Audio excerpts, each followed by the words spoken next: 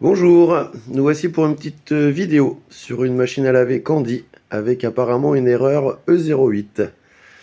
Et bah on va regarder tout de suite ce qu'elle a.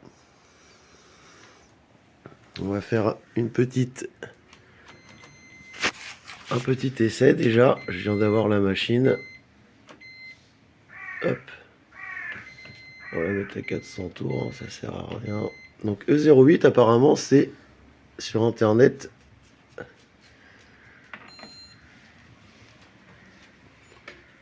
Défaut rotation moteur ou tachymètre. Bon, déjà la vidange marche bien. Ah, le tambour tourne.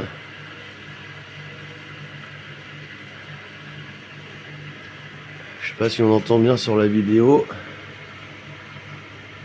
mais je crois qu'on entend des petites étincelles au niveau du charbon moteur. On va la laisser tourner. On va voir si elle se met en défaut.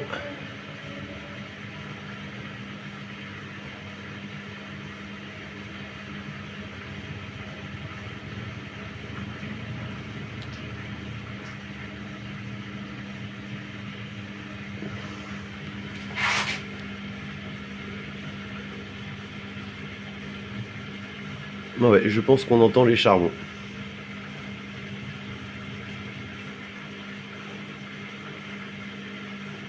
Donc déjà, je pense que la carte électronique est bonne.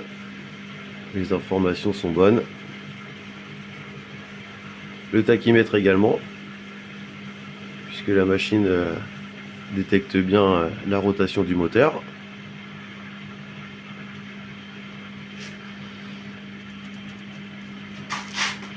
Elle ne devrait pas tarder à lancer son essorage.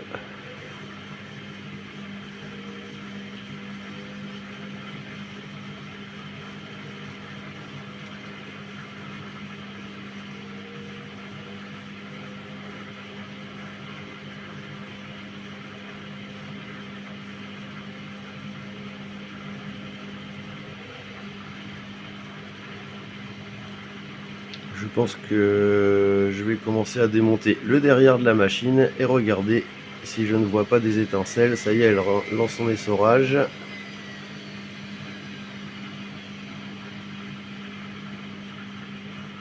Je vais démonter derrière pendant qu'elle tourne.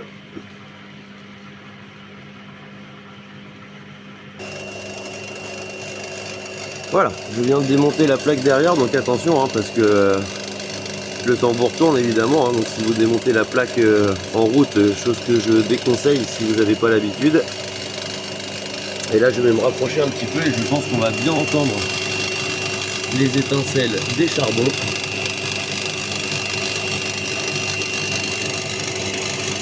En tout cas, il y a un bruit anormal dans le moteur.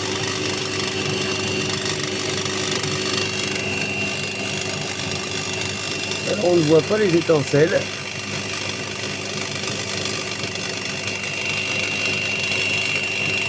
Non, on ne voit pas les étincelles. Là je pense que ça marche parce que le tambour est vide. Donc il n'y a pas de charge. Mais si le tambour avait été rempli de linge, je pense qu'elle serait déjà mise en défaut. Donc je vais être en pause. Voilà, il y a deux petites vis pour démonter le moteur. Il y a celle-ci.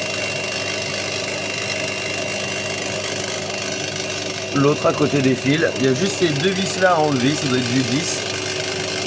Enlever la courroie. On va démonter le moteur. Donc on est bien d'accord avant toute intervention. On débranche.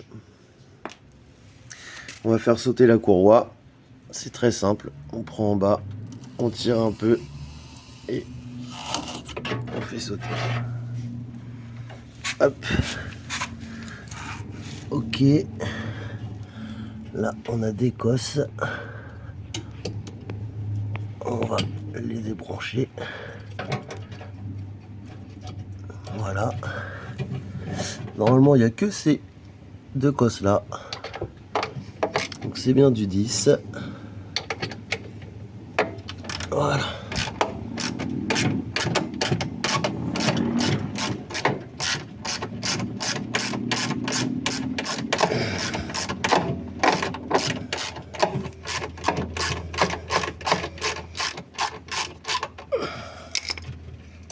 En voilà une.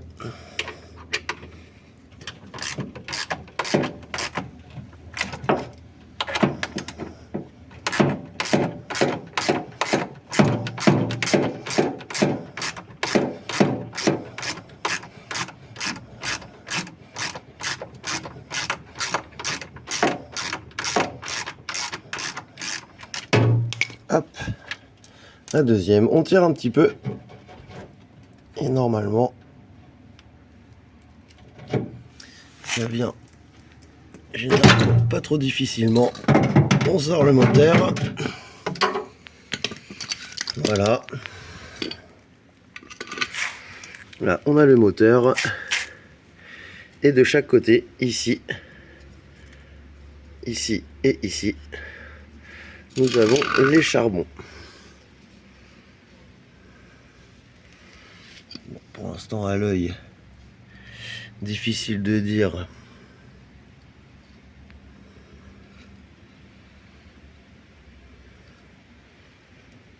Le tachymètre a l'air bien, de toute façon, c'est pas ça. On va démonter les charbons. Il y a juste deux petites vis.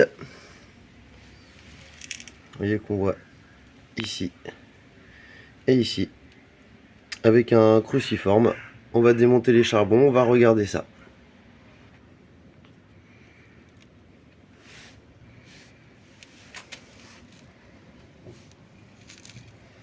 Alors c'est pas évident.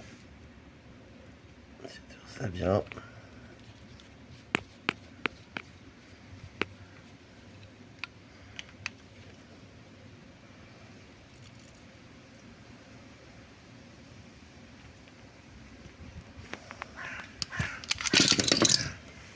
Je mets pause.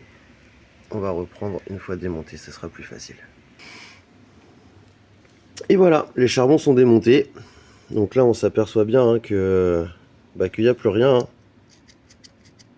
Ça rentre, ça sort, mais normalement, ça devrait sortir de plusieurs centimètres. Hein. Le charbon est aussi long que la pièce en plastique. Donc quand ils sont neufs, hein, ça arrive à peu près jusqu'à là. Et au fur et à mesure que ça s'use, ça sort en fait. Et là, du coup, il est à fond, ça sort plus. Du coup, il se crée un espace entre l'induit et le charbon. Du coup, ça crée une étincelle. Et du coup, comme un court-circuit, donc tout se met en défaut. Donc il va falloir changer les charbons. On a trouvé la panne. Et puis celui-ci est pareil. Voilà, c'est usé. C'est de l'usure, hein, c'est normal. La machine a déjà bien marché. On va changer les charbons. Et je continuerai ma vidéo après. Donc voilà.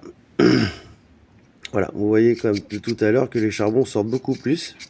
Donc là, ceci. Alors c'est de l'occasion, hein, parce que quand ils sont neufs, ils sont beaucoup plus longs.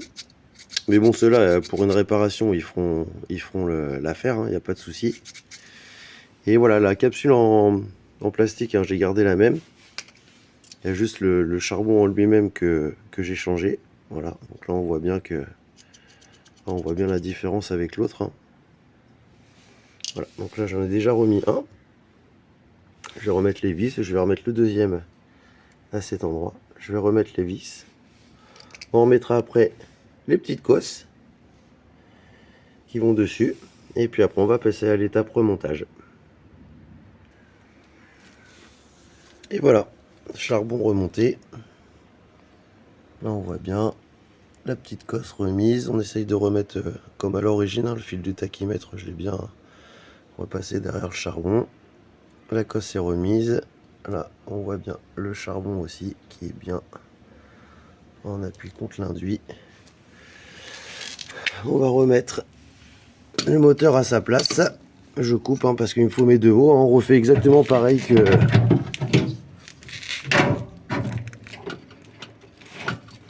qu'au démontage. On le met bien à plat. Parce qu'il y a aussi derrière les deux mêmes encoches que devant. Il faut bien que tout tombe bien en face.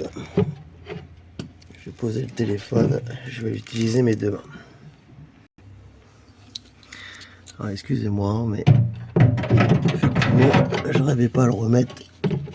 C'est parce que je l'avais remonté à l'envers.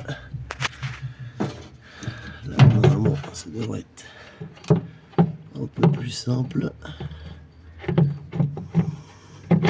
Voilà. Là. Il est bien de retour dans ses encoches. On remet cette vis là. Cette vis là. Ensuite on remettra l'écosse. Et puis après je vais vous faire voir comment on remet la courroie assez facilement. Voilà. Les vis sont remises. Alors à serrer avec modération. Hein. Bien, il faut que ça soit bloqué, mais avec modération quand même, parce que les fixations, alors, ça reste du plastique, hein, donc pas trop forcé non plus. Là l'écosse de l'alimentation moteur, et surtout pas oublier de rebrancher le fil de terre. Donc là au niveau moteur on est bien, tous les fils sont repassés à leur place.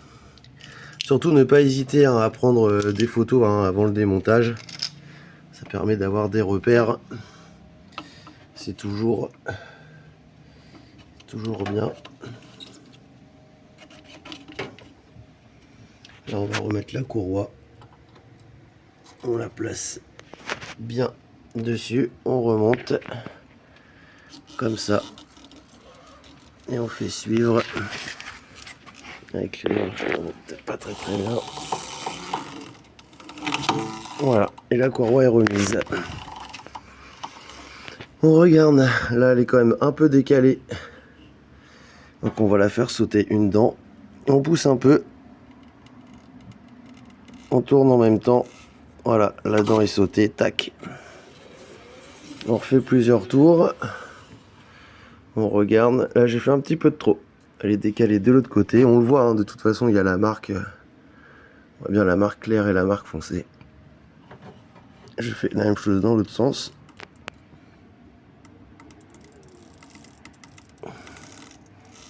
Hop, là on a sauté une dent. On fait tourner.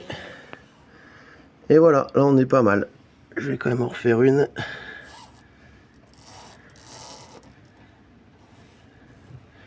Voilà.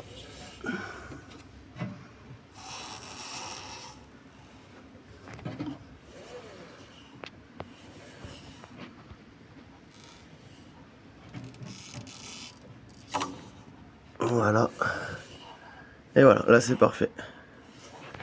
Là c'est très bien. Je sais pas si on voit, je sais pas si on va bien voir. Mais... là c'est pas mal. Hein. Il y a la même derrière et de toute façon on voit aussi la marque hein, de l'emplacement de la courroie. C'est un peu plus foncé. C'est plus chromé sur les extrémités. Voilà. Et bah écoutez, je crois que c'est pas mal. Ça s'est remonté, rebranché. Toujours bien tout vérifier avant de rebrancher le courant, hein, on est bien d'accord. On va rebrancher et on va essayer. Déjà voir si le moteur tourne. C'est parti. Hop. Et voilà revenu de ce côté-là. Donc la machine est bien branchée, hein, on est d'accord. Je vais mettre sur rinçage, enfin vidange, essorage, comme ça j'ai pas besoin de la brancher à l'eau pour faire les essais. On va mettre à 400 tours, hein, il y en a assez pour faire l'essai. Et c'est parti.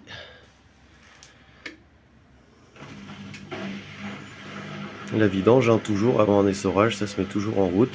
Bon, déjà le tambour tourne, c'est déjà plutôt bon signe. Et on n'a plus du tout le même bruit. Là on entend bien le bruit des... on entend bien le bruit du moteur. On n'entend plus le bruit des charbons. On va aller voir derrière, voir si on entend quelque chose. Et voilà, on n'entend plus ce crépitement.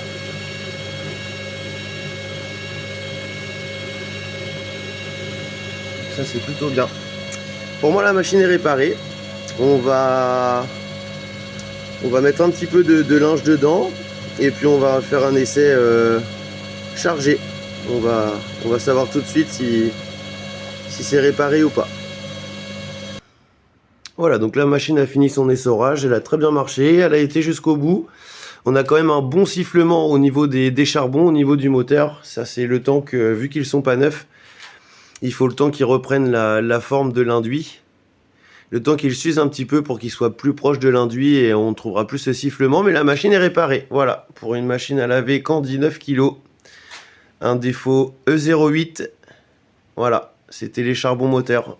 N'hésitez pas à s'abonner, j'en répare plein. Des plus compliqués, ça c'était une panne plutôt simple, on va dire. J'en ai d'autres, hein. Y a ça, voilà, je fais de l'électronique aussi. Voilà, j'attends des composants. J'en ai plein, voilà, c'est mon dada. Et je vais sur les tutos, hein, je pense aussi comme vous, et des fois je trouve pas tout le temps mon bonheur, je trouve pas ce que je veux pour trouver mes pannes plus facilement. Donc voilà, je m'y mets. J'essaie de partager mes connaissances et mes pannes, voilà, si ça peut vous aider. Ça, c'est... Tout le monde peut le faire, hein. Il faut juste un tournevis cruciforme, une clé de 10 et une clé de 8. Voilà, et sur SOS Accessoires, il y a plein de sites qui vendent des pièces, hein. Même sur Amazon, on est livré le lendemain, et voilà, arrêtons de jeter. Et bah, merci, et à plus tard dans d'autres vidéos.